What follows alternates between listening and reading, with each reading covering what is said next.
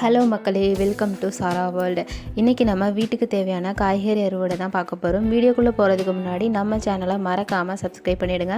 Like பண்ணுங்கள், share பண்ணுங்கள், comment பண்ண மறந்துடாதீங்க. இப்போ நீங்கள் பார்த்துட்ருக்கிறது பார்த்தீங்கன்னா மணத்தக்காளியோட பழந்தாங்க.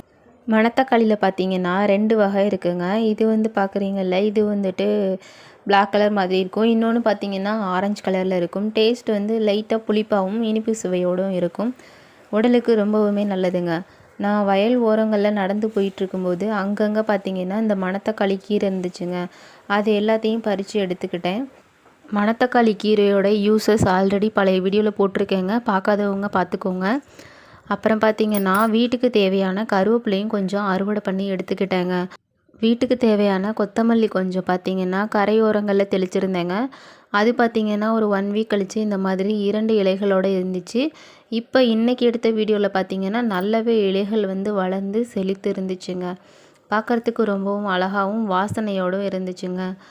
அப்புறம் தக்காளி காட்டுக்கு போயிருந்தேங்க. தக்காளி எதுவும் கிடைக்குமான்னு பார்க்கும்போது அங்கே ஒரு 2 காய்கள் கிடச்சிது. மிளகா பார்க்காம விட்டுருந்தனால ஒரு மிளகா மட்டும் நல்லா பழுத்து இருந்துச்சுங்க. பார்க்குறதுக்கு ரெட் கலரில் ரொம்பவும் அழகாக இருந்துச்சுங்க. வீட்டுக்கு தேவையான காய்கறி எல்லாம் அறுவடை பண்ணிட்டு கிளம்பியாச்சுங்க. ஓகே மக்களே, உங்களுக்கு இந்த வீடியோ பிடிச்சிருக்குன்னு நினைக்கிறேன். ஸோ மறக்காமல் நம்ம சேனலை சப்ஸ்கிரைப் பண்ணிவிடுங்க. லைக் பண்ணுங்கள், ஷேர் பண்ணுங்கள், கமெண்ட் பண்ண மறந்துடாதீங்க.